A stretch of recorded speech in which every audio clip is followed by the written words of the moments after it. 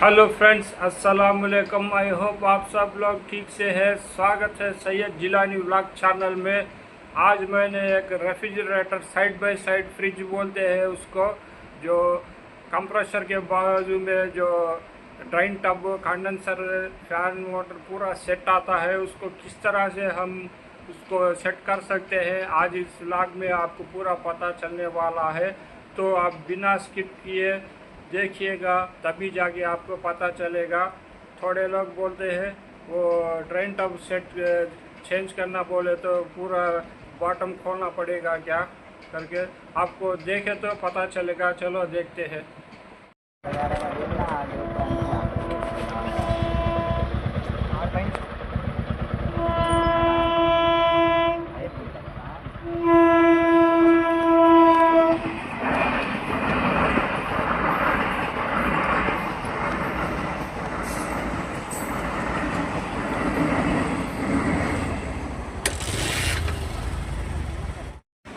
तो फ्रेंड्स, ये है साइड बाय साइड रेफ्रिजरेटर, यानी कि साइड बाय साइड फ्रिज का ड्राइन टब और कंडेंसर फैन, किस तरह से हम इसको चेंज कर सकते हैं आज मैं इसमें दिखाने वाला हूँ। देखिएगा, अनपैकिंग किया है ड्राइन टब कंडेंसर सेट, इस तरह से देखते रहिएगा।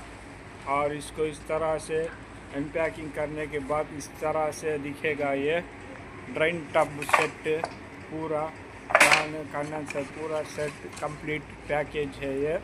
और देखिएगा,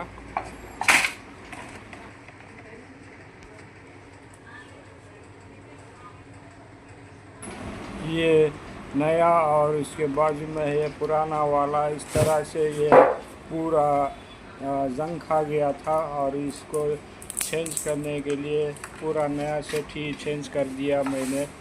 देखिएगा,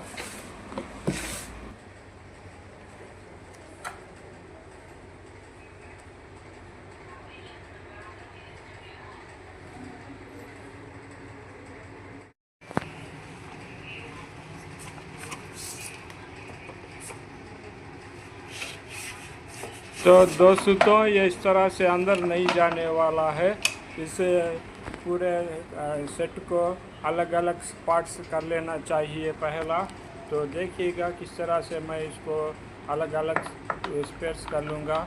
जो वहाँ पर एक स्क्रू है उसको निकाल दिया मैंने, और इधर भी एक स्क्रू आता उसको भी निकाल लिया मैंने पहले से।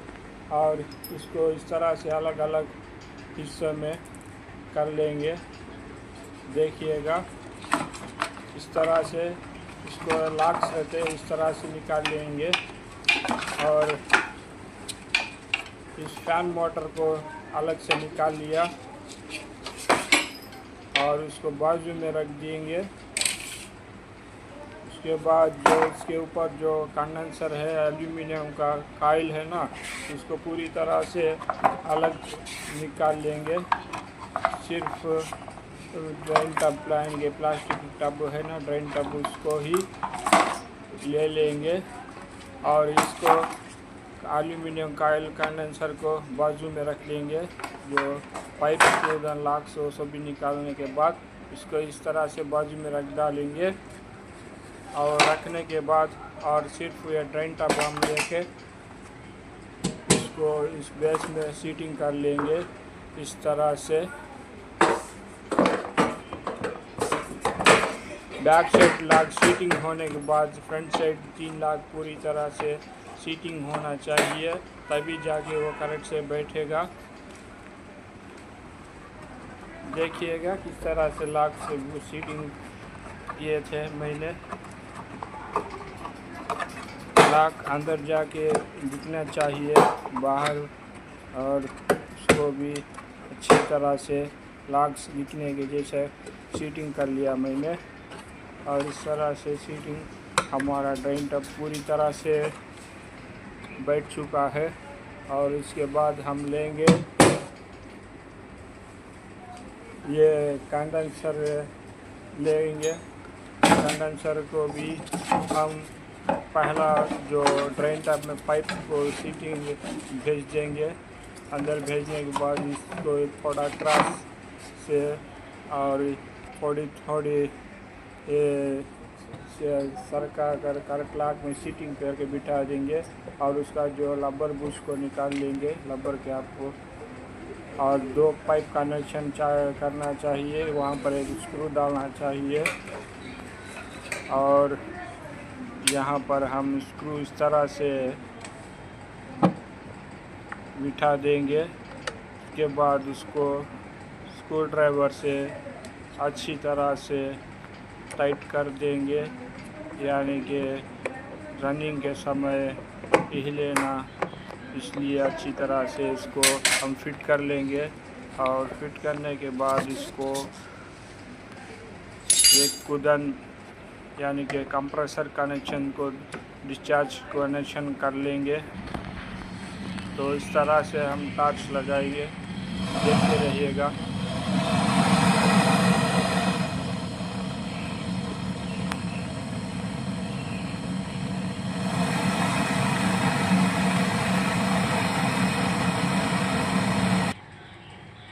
तो दोस्तों, इस तरह से हमने वेल्डिंग कर लिया डिस्चार्ज कनेक्शन को और अच्छी तरह से वेल्डिंग हो गया।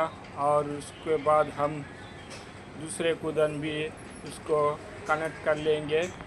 करेक्ट सीटिंग बिठा लेने के बाद उसको भी हम वेल्डिंग कर लेंगे।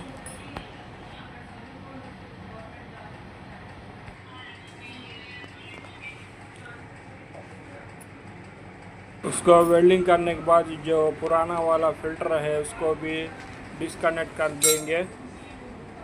और ये ठीक तरह से वेल्डिंग हो चुका है। और उसके बाद हम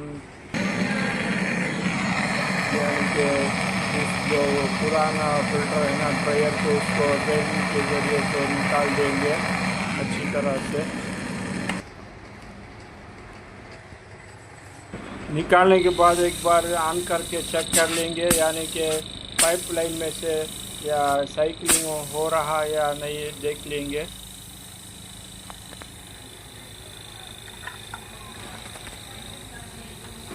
तो ये जो कनेक्शन मैंने कनेक्ट किया है अच्छी तरह से काम कर रहा है, अच्छी तरह से। और उसके बाद हम ये लेंगे एक नया वाला ड्रायर, यानी कि फ़िल्टर, और इसे फ़िल्टर हो या ड्रायर भी बोलते हैं उसको। इस तरह से यहाँ पर जो डिस्चार्ज कनेक्शन के पास हम कंडेंसर कनेक्शन दे लेंगे। देखते रहिएगा किस तरह से हम देते हैं, आपको मालूम पड़ेगा।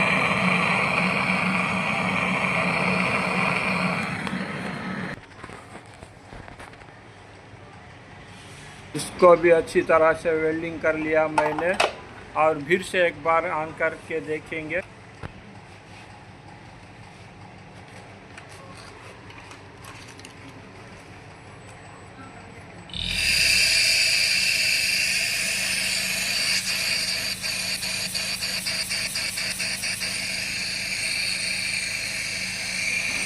तो ये अच्छी तरह से काम कर रहा है दोस्तों।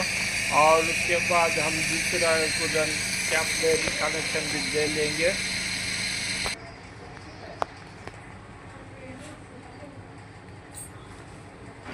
तो कैपलरी कनेक्शन भी दे डाला हमने। और उसके बाद देखिएगा किस तरह से हम उसको वैक्यूम रखेंगे, और पूरी तरह से किस तरह से हमने सेट कर लिया।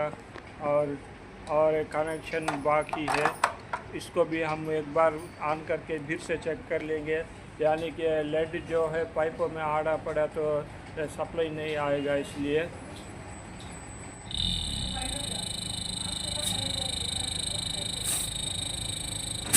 तो पूरे कनेक्शन ठीक से कनेक्ट हो गया है, इसलिए पूरा साइकिलिंग अच्छी तरह से काम कर रहा है। और उसके बाद हम सेक्शन कनेक्शन को भी कंप्रेसर से कनेक्ट कर देंगे।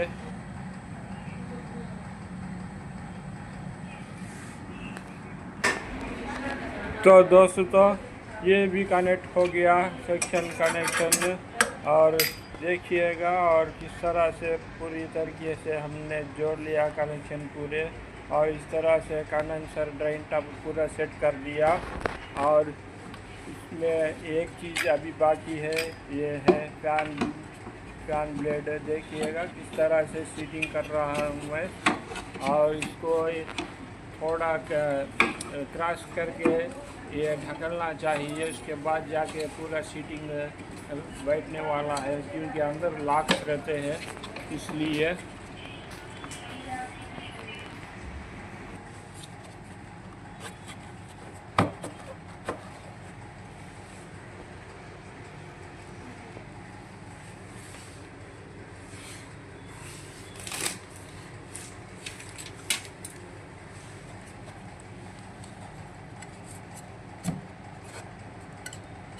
तो दोस्तों फैन ब्लेड का ने सीटिंग करेक्ट लगा दिया, और उसका कनेक्शन देखिएगा कहाँ पर आएगा, किस तरह से मैंने कनेक्ट किया है।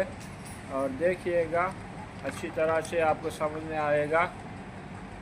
यहाँ पर मैंने जो जिग को लेकर यहाँ पर मैंने कनेक्ट कर दिया, और ये सीटिंग अच्छी तरह से बैठ गया जाके।